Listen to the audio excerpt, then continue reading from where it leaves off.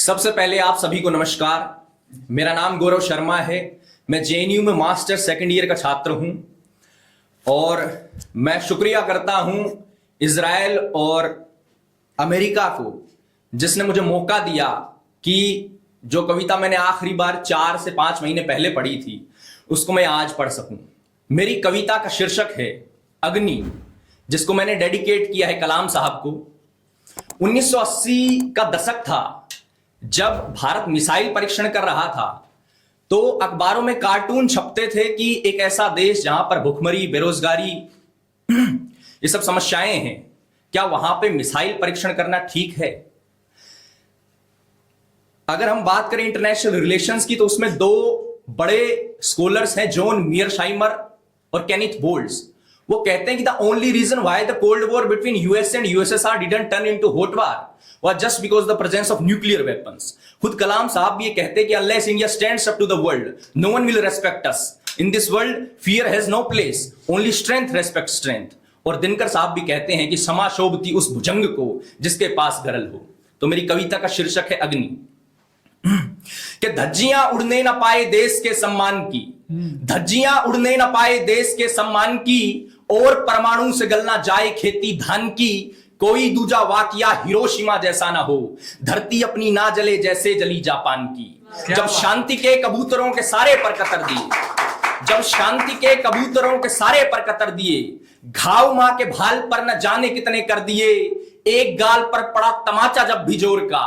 और दूजे गाल हमने खुद से आगे कर दिए। लश्करे मगरिब हुआ तैनात आज अब हिंद में, फैली थी डर की फिजा सारी जमीने हिंद में, एक सूरज की किरण मशरिक से तब आती दिखी, भेजा था जब सोवियत ने अपना बेड़ा हिंद में। रजांगला का युद्ध हमने चीन वालों से लड़ा, जाने कितनी बार पाक सामने था खड़ा, गालियों की गिनती पूरी जब हुई शिशुपाल की, तब चक्रधर को चक्र अपना था उठाना ही पड़ा। कोई बूढ़ा बाप ना मर जाए अब संताप से,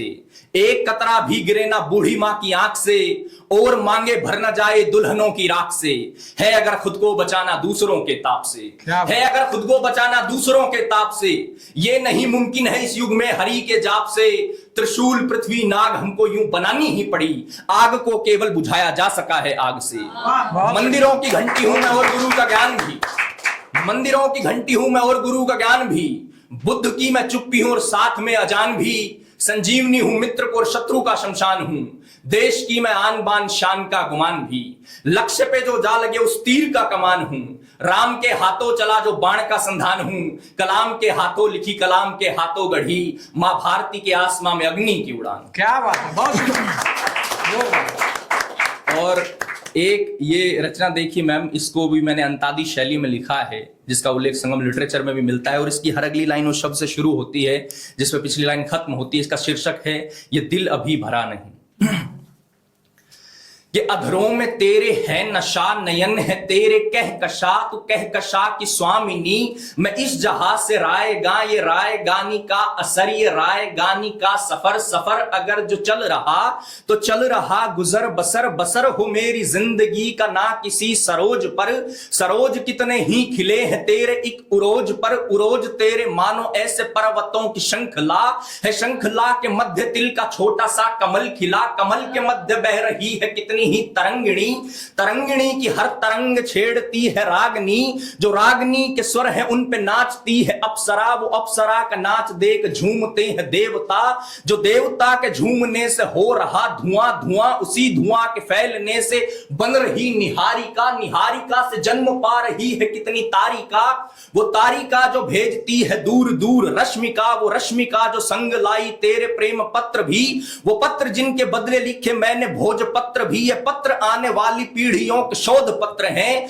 ये भोजपत्र शोध पत्र तेरे ही तो चित्र हैं, कि देख तेरा चित्र रश्क कर रही चमेलियां, चमेलियों को छोड़ तुझ पे बैठती है तितलियां, तू तितलियों की तिश्न गीत कोयलों की कूक है, वो कूक जो सुने खुदा भी कायनात मूक है, ये कायनात तेरे ही बदन से हो रही आया, ये कायनात तेरे ही बदन से हो रही आया, आया कहीं पे हो रही, कहीं पे हो रही निहा, निहा जहां पे हो गई वहां पे बस गई खला, खला के साथ पल रहा था तुझ में एक जलजला, वो जलजला जो चल पड़ा था मैंने जब तुझे छुआ, मेरी छुअन के दम से ही ये रात दिन का सिलसिला, ये रात दिन की हर घड़ी, घड़ी में जितनी भी सुई, सुई जो चलती ही रही, सुई कभी जो ना रुकी, रुकी थी तुमको याद है हुआ था ऐसा एक दफा, क्या बात, रुकी थी तुमको याद है हुआ था ऐसा एक दफा, वो एक दफा हुई जो जाने जाना मुझसे तू खफा, खफा थी तू जुदा नहीं, जुदाई रास्ता नहीं, ये रास्ता सनम हमारे वास्ते बना नहीं, वो बन भी जाएगा अगर मैं रोक दूंगा ये दहर, दहर में जितने भी बहर, बहर की जितनी भी लहर,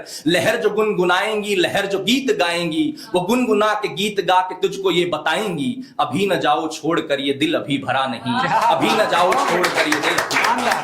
जिंदाबाद। इस पे एक छोटा सा फिर प्रेमिका की तरफ से रिप्लाई आता है, वो सुनिएगा स्वागत। कि भरा नहीं मेरा भी मन ये तुझ में ऐसे है मगन, भरा नहीं मेरा भी मन ये तुझ में ऐसे है मगन, मगन हो सीताराम में, मगन हो मीरा शाम में, बजाए शाम बांसुरी न हो वो राधा नाम की, न सत्यभामा रुक्मिणी हो मीरा जी के नाम की, न मीरा फिर से दुख सहे, न फिर से वो करे रुदन, रुदन सिया भी ना करे, न चाहिए उसे हिरन, हिरन भले न स्वर्ण का हो, लंका हो न स्वर्ण की, हृदय तुम्हारा स्वर्ण सा कुटी चलेगी पर्ण की, उसी कुटी में बैठकर मैं कांपती हूं सोचकर, अगर मैं रुक गई अभी तो जा ना पाऊंगी कभी, न मुझसे ये कहो सनम ये दिल अभी भरा।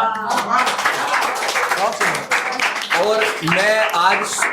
सुनाने नहीं सुनने आया था, तो अभी मैं आपके सामने ये जिस शख्स को मैं आपके सामने बुला रहा हूं उनका नाम है डॉक्टर शहजाद इब्राहिमी उर्फ मामू,